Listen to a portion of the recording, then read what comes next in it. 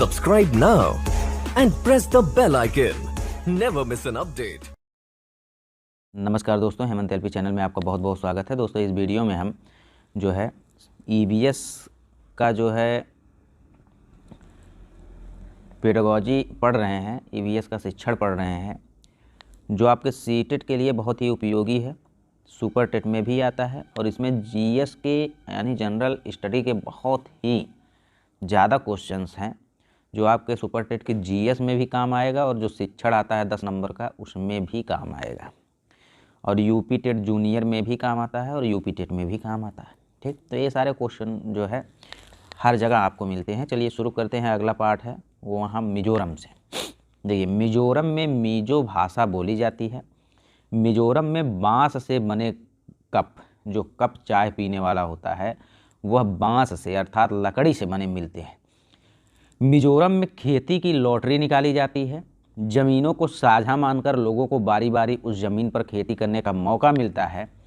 एक टीन ज़मीन का मतलब होता है एक टीन बीज हम जितनी ज़मीन में बो लेते हैं उसी का मतलब है एक टीन ज़मीन। इसके अलावा दोस्तों यहाँ पर झूम कृषि भी होती है और चिराव नाच भी यहाँ के लिए बहुत ज़्यादा प्रसिद्ध है। तो यहाँ पे हम लोग देखते हैं, तो यहाँ पे हम लोगों को याद रखने वाली चीज़ें हैं कि मिजोरम में कौन सी भाषा बोली जाती है दोस्तों, मिजो भाषा बोली जाती है। और मिजोरम में बांस के कप मिलते हैं। इसको आप कैसे याद रखेंगे, बांस के कप में ये लोग रम पीते हैं, तो मिजोरम में बांस के कप पाए जाते हैं। यहाँ पर दोस्तों खेती की लॉटरी लगती है, अर्थात यहाँ पर जो है एक बॉक्स में जो है आप जो है लॉटरी खरीदेंगे और लॉटरी एक बॉक्स में रहेगा, उसी में से जितने लोगों को डिसाइड किया जाएगा 500 1000 लोगों की लॉटरी निकाली जाती है, तो वो लोग खेती करते हैं लॉटरी से। बाकी और सबका जितना खेती रहता है वो तो रहता ही है। लोगों को बारी बारी से उस ज़मीन पर खेती करने का मौका मिलता है, क्योंकि भाई लॉटरी लगती है, आज आपकी लॉटरी लगी है, कल हमारी लॉटरी लगेगी, तो उसी ज़मीन पे आज आप खेती कर रहे हैं, कल कोई और करेगा। एक टीन ज़मीन का मतलब अगर देखा जाए तो एक टीन बीज हम जितनी भी ज़मीन में बो लेते हैं उस ज़मीन को हम एक टीन ज़मीन कहते हैं। ठीक है। इसके बाद देखिए दोस्तों झूम कृषि। तो यहाँ पे झूम कृषि के बारे में दिखाया गया है। इस चित्र में स्पष्ट है कि झूम कृषि कैसे करते हैं। देखिए दोस्तों, झूम कृषि जो है मिजोरम में बहुत ही जो है प्रसिद्ध है। मिजोरम में सबसे ज़्यादा प्रसिद्ध है झूम कृषि। झूम कृषि में क्या होता है, जंगल में जो है जंगल को पूरी तरीके से ये लोग क्या कर देते हैं, साफ कर देते हैं। जैसे जंगल अगर 10 बीघा का है तो ये लोग 1 बीघा पूरा साफ करके उतने में क्या करते हैं, खेती करते हैं। और तब तक खेती करते हैं जब तक कि वहाँ की पूरी भूमि जो है अनउर्वरा या उसकी उपजाऊ जो है जब तक नष्ट नहीं हो जाती तब तक यह लोग खेती करते रहते हैं। जो इसकी उर्वरा 1 बीघे की ख़त्म हो जाएगी तो इसे छोड़ देंगे और जंगल के ही किसी दूसरे भाग को फिर जो है वहाँ पे पूरे पेड़ पौधों को काट कर और जो झाल ओढ़ है उसे जो है जलाकर यह लोग फिर वहाँ पे खेत का निर्माण करते हैं, फिर वो भी उर्वरा हो जाती है। ऐसे ऐसे दूसरी जगह जाके पूरे जंगल को काट काट के जो है ये लोग खेती करते रहते हैं। इसी को झूम खेती कहते हैं। ठीक है दोस्तों। अब देखिए चिराव नाच जो है, चिराव नाच मिजोरम में बहुत ही फेमस नाच है। फसल पकने के बाद यहाँ एक त्यौहार मनाया जाता है जिसमें सभी एक साथ खाना बनाते हैं और खाते हैं, फिर चिराव नृत्य करते हैं, अर्थात यहाँ पे चिराव नृत्य दिखाया गया है। ऐसा ही कुछ नृत्य करते हैं मिजोरम के लोग। ठीक है दोस्तों। इस नृत्य में ज़मीन पर बांस की डंडी लेकर दो लोगों की जोड़ी आमने सामने बैठती है, अर्थात इस नृत्य में भी शामिल है कौन, बांस की डंडी लेकर दो लोग ज़मीन की जोड़ी दो लोगों की जोड़ी आमने सामने बैठती है और ढोल की ताल पर डंडिया को ज़मीन पर पीटते हैं। इसके अलावा दोस्तों देखा जाए तो मिजोरम में जो है सबसे ज़्यादा चावल खाया जाता है और मिजोरम में 3/4 लोग जो है जंगल में रहते हैं, इसीलिए यहाँ पे बांस का जो है बहुत ही ज़्यादा महत्व है। उसके बाद दोस्तों हम लोग पहुँचते हैं केरल में। तो केरल में एक गाँव का नाम है मल्लापुरम गाँव। तो मल्लापुरम गाँव जो है केरल में है। केरल में एक जगह से दूसरी जगह जाने के लिए फेरी नाव का प्रयोग किया जाता है और यह फेरी नाव जो यहाँ पे आपको दिखाई दे रहा है बल्लम की लकड़ी से बनी होती छोटी नाव होती है जो कोडिकोड केरल में है। तो दोस्तों देखिए यहाँ पे बल्लम की लकड़ी से बनी नाव के बारे में बहुत ज़्यादा चर्चा किया गया है और यह आपके एग्ज़ाम सीटेट में कई बार पूछा भी गया है। उसके बाद दोस्तों देख लेते हैं तो उसके बाद दोस्तों यहाँ पे देखते हैं हम गाजी खान नामक स्थान जो है कहाँ पे है, पाकिस्तान में। उसके बाद हम लोग देख लेते हैं अबू धाबी देश। यहाँ पे देखिए अबू धाबी देश के बारे में बात हो रहा है जो यूएई में है। देखिए अबू धाबी देश जो है रेगिस्तानी इलाके में है दोस्तों, जैसे सऊदी अरब है जो है, ये सब देश जो है, अबू धाबी हो गया, ये सब जो देश हैं ये रेगिस्तानी इलाके में है। यहाँ पे बालू बहुत ज़्यादा है। यहाँ की स्थानीय भाषा जो है अरबी है, अर्थात अ से अबू धाबी और अ से अरबी यहाँ पे बोली जाती है। यहाँ बारिश नहीं होती है, ना ही यहाँ पे नदियाँ हैं, ना ही यहाँ पे तालाब है, इसलिए यहाँ पे पानी जो होता है बहुत ही कीमती होता है और यहाँ के लोग ज़्यादातर बियर पीना पसंद करते हैं, पानी से सस्ता पड़ता है। यहाँ रेतीली ज़मीन के नीचे तेल पाया जाता है। यहाँ सिर्फ खजूर के पेड़ पाए जाते हैं। यहाँ रुपए को दिरहम कहते हैं दोस्तों, अबू धाबी के रुपए को हम दिरहम कहते हैं। देखिए अबू धाबी में भी 4 अक्षर है और दिरहम में भी 4 अक्षर। तो ये देखिए यहाँ पे रेगिस्तानी एरिया है, यहाँ पे जो है बारिश वारिश बहुत कम होती है। अब यहाँ पे कुछ क्वेश्चंस, आपको एक क्वेश्चन दिखाई दे रहा है। देखिए क्वेश्चन में कहा जा रहा है कि पसंद नापसंद के बारे में चर्चा करते हुए किसी छात्र ने कहा, मुझे और मेरी माँ दोनों को सांप खाना बहुत पसंद है। जब भी हमारे सांप खाने की इच्छा होती है हम पास के किसी होटल में जाकर लिंग हू फेन खाते हैं। यह छात्र कहाँ का हो सकता है? तो दोस्तों यह छात्र हो सकता है हांगकांग का। हांगकांग के लोग जो है सांप खाना बहुत ज़्यादा पसंद करते हैं। इसके बाद दोस्तों हम चले जाते हैं राजस्थान पे। तो राजस्थान के बारे में थोड़ी सी चर्चा कर लेते हैं। देखिए राजस्थान जो है, राजस्थान में बारिश बहुत कम होती है क्योंकि यह भी एक रेगिस्तानी एरिया है। यहाँ के लोग मिट्टी के घरों में रहते हैं। इनकी दीवारें मोटी तथा छतें कटीली झाड़ियों की बनी होती हैं। दोस्तों यह भी आपके ऑप्शन में सीटेड में आ चुका है कि राजस्थान की जो घर की दीवारें होती हैं वह बहुत मोटी होती हैं तथा इनकी छतें जो होती हैं वह झाड़ियों की बनी होती हैं। उसके बाद दोस्तों देखिए राजस्थान के जैसलमेर में 650 वर्ष पुराना घड़सी सर है। दोस्तों सर का मतलब है तालाब, घड़सी सर यहाँ पे दिखाया गया है। घड़सी सर में सर का मतलब है तालाब और इस तालाब को राजा घड़सी ने बनवाया है, इसीलिए इसका नाम घड़सी सर है। और आपको पता है राजा और महाराजा की बात अगर कहीं पर होगी तो वह ज़्यादातर कहाँ पे होती है? राजस्थान में होती है। यहाँ पानी के स्रोत बावड़ी, तालाब, नौला और धारा है। दोस्तों यहाँ पे पानी के स्रोत जो है, बारिश तो बहुत कम होती है तो एक तो बावड़ी होता है, एक तालाब होता है, एक नौला होता है और एक धारा होता है।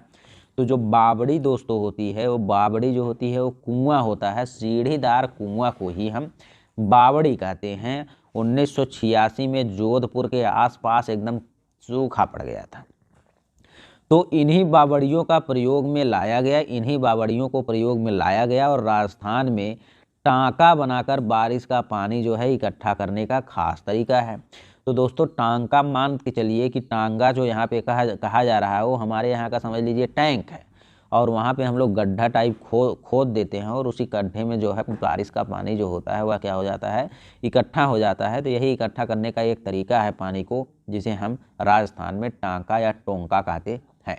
दोस्तों पुराने तालाबों की मरम्मत और नए तालाबों का निर्माण करने के लिए राजस्थान में एक संस्था काम करती है जिसका नाम तरुण भारत संघ है। तरुण माने जवान लोग होते हैं, युवा लोग होते हैं। तो युवा लोग जो है भारत संघ बनाए हैं, तरुण भारत संघ, और यही लोग जो है पुराने तालाबों की भी मरम्मत करते हैं और नए तालाबों का निर्माण भी करते हैं। उसके बाद दोस्तों देखेंगे बज्जू राजस्थान में। और देखिए दोस्तों राजस्थान में तालाबों का निर्माण होता है, तालाब वाला आपको बहुत प्रयोग होता है, इसलिए आप देखते हैं आपके एरिया में जो राजस्थानी ट्रैक्टर आते हैं वह ज़्यादातर जो है पोखरों और तालाबों के निर्माण के लिए यूज में किए जाते हैं, तो वही कारण है। उसके बाद दोस्तों देखिए एक बज्जू गांव है जो कहाँ पे है? राजस्थान में है। आगे हम लोग देखते हैं तो हरियाणा आ जाता है।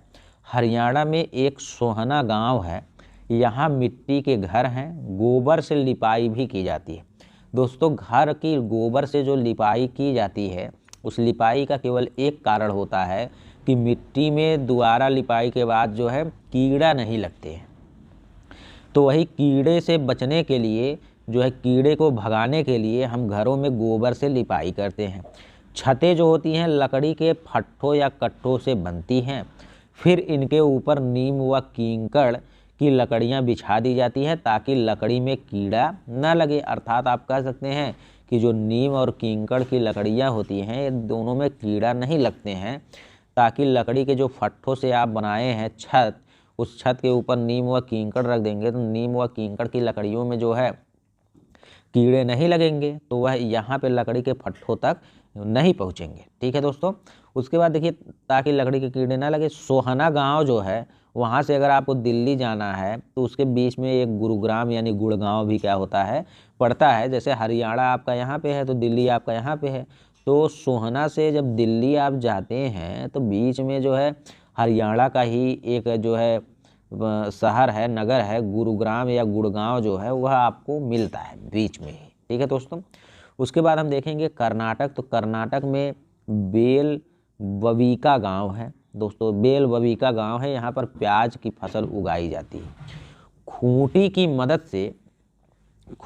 मदद से खेत की मिट्टी को नरम किया जाता है। ठीक है दोस्तों। और जो बीज बोने वाला होता है उस आदमी को हम जो है कर्नाटक से कुरिगे कहते हैं। क्या कहते हैं दोस्तों? कुरिगे कहते हैं, जो बीज बोने वाला आदमी होता है। प्याज बोने के 20 दिन बाद पौधे निकल आते हैं और इल्गे जो होते हैं, इल्गे द्वारा प्याज को पौधों से अलग किया जाता है। दोस्तों कर्नाटक में ही एक गांव है जिसका नाम होलगुंडी गांव है।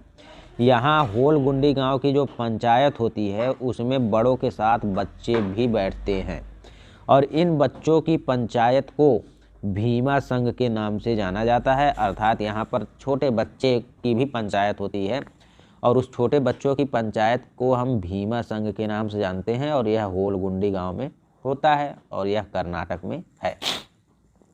उसके पास पहुँचते हैं दोस्तों हम लोग गुजरात। तो गुजरात में पहुँचने के बाद गुजरात में एक गांव का नाम है बान गांव, गुजरात में है। यहाँ सर्दियों में खेत में ही ताज़ी सब्जियों को मसालों के साथ एक मटके में भरते हैं और सील बंद करके कोयले के अंगारों में मटके को उलटकर पकाते हैं। इस पकी हुई सब्जियों को ऊंधियू कहते हैं, जिसका गुजराती भाषा में अर्थ होता है उल्टा। अर्थात दोस्तों हम कह सकते हैं कि गुजरात में एक बनगांव है और यहाँ पर जो है सर्दियों में खेत में ही ताज़ी सब्जियों को तोड़कर एक मटके में भरा जाता है। ये जान लीजिए कि मिक्स वेज सब्जी बनाते हैं लोग। मटके में भरकर उस मटके के मुंह को सील बंद कर दिया जाता है किसी चीज़ से, चाहे मिट्टी से करें या किसी भी चीज़ से सील बंद कर दिया जाता है। सील बंद करने के बाद कोयले की अंगारों में उस सब्जी भरी मटके को क्या करते हैं, डाल देते हैं। उसमें मसाला पहले से ही मिला रहता है, नमक भी मिला रहता है और जब सब्जी उल्टा करके जब डालते हैं तो बनती है सब्जी। और इस पकी हुई सब्जी को हम गुजराती लोग ऊंधियू कहते हैं और जिसका गुजराती भाषा में नाम है उल्टा, मतलब उल्टा करके सब्जी बनाने का काम गुजरात में होता है। अब दोस्तों अहमदाबाद से 18 किलोमीटर दूर अडालज की वावड़ी है। दोस्तों अब हम पहुंचते हैं उड़ीसा और देखते हैं उड़ीसा में एक जगह है जिसका नाम है काला हांडी जगह, जहां भुखमरी की समस्या बहुत ज़्यादा है। और आपको पता है कि उड़ीसा गरीब राज्यों में से एक है और सबसे ज़्यादा गरीबी जो है उड़ीसा जैसे राज्यों में होते हैं। तो उड़ीसा में ही एक जगह है काला हांडी।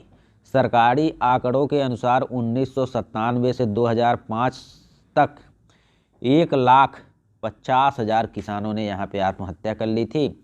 और काला हांडी ज़िले में सर्वाधिक चावल पैदा किया जाता है और यहाँ पे जो कर्ज वसूलने वाले होते हैं उसे हम मुकद्दम कहते हैं। भाई यहाँ पे गरीबी है, जो कर्ज ले लेता होगा वापस कर नहीं पाता होगा तो कर्ज वसूलना पड़ता होगा, तो कर्ज वसूलने वाले को हम मुकद्दम कहते हैं। ठीक है, जैसे बैंक में मैनेजर होते हैं, फील्ड अफसर होते हैं, वैसे यहाँ पे मुकद्दम होता था। और काला हांडी ज़िले में सर्वाधिक चावल पैदा किया जाता है दोस्तों। अब दोस्तों यहाँ पे कुछ क्वेश्चन देख लेते हैं इन टॉपिक से आए हुए। देखिए सबसे पहला क्वेश्चन है, निम्नलिखित में से कौन सा जोड़ा ठीक है अर्थात सही है? असम में बिहू नृत्य होता है या सही? उड़ीसा में भारतनाट्यम होता है, या गलत है भाई, उड़ीसा में ओडिसी नृत्य होता है। तमिलनाडु में लावड़ी होता है, गलत है दोस्तों, तमिलनाडु में भारतनाट्यम नृत्य होता है। लावड़ी मध्य प्रदेश में होता है। कर्नाटक में कथक है, ये भी दोस्तों गलत है।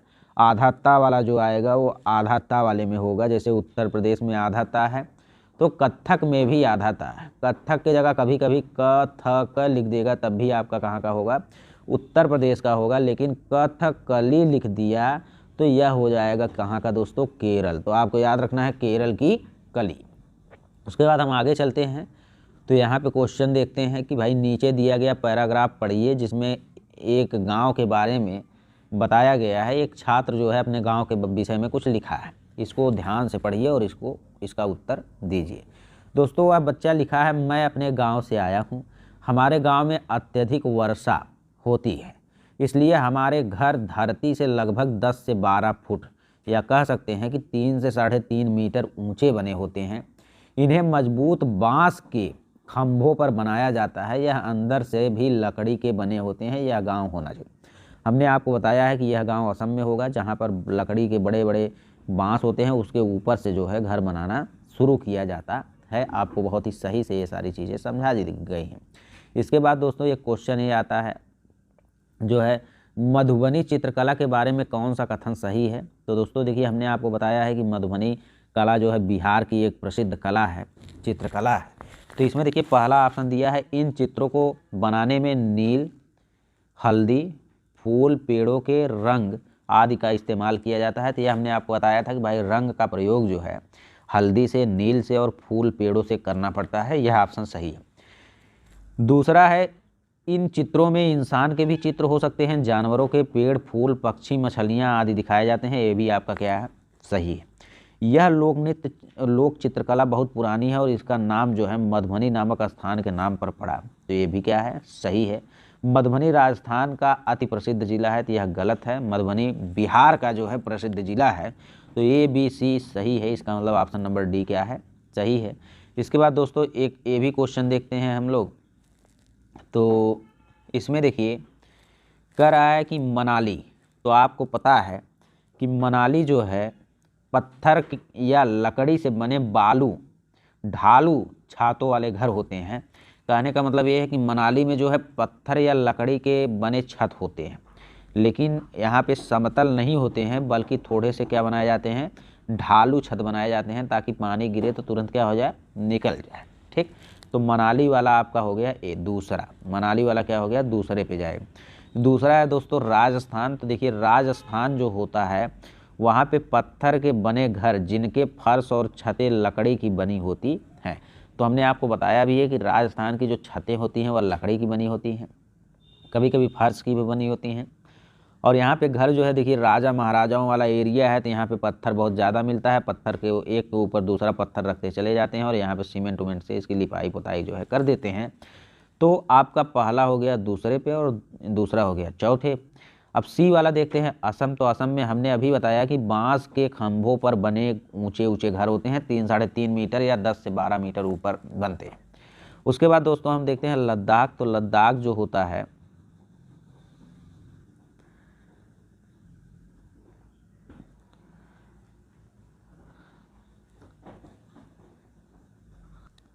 दोस्तों, यहाँ पे थोड़ी सी गलती हो गई है। मनाली जो है आपका दूसरे पे जाएगा, लेकिन राजस्थान वाला जो है ये चौथे पे जाएगा। यहाँ पे मिट्टी के घर बने होते हैं जिनकी छतें कटीली झाड़ियों से छाई होती हैं।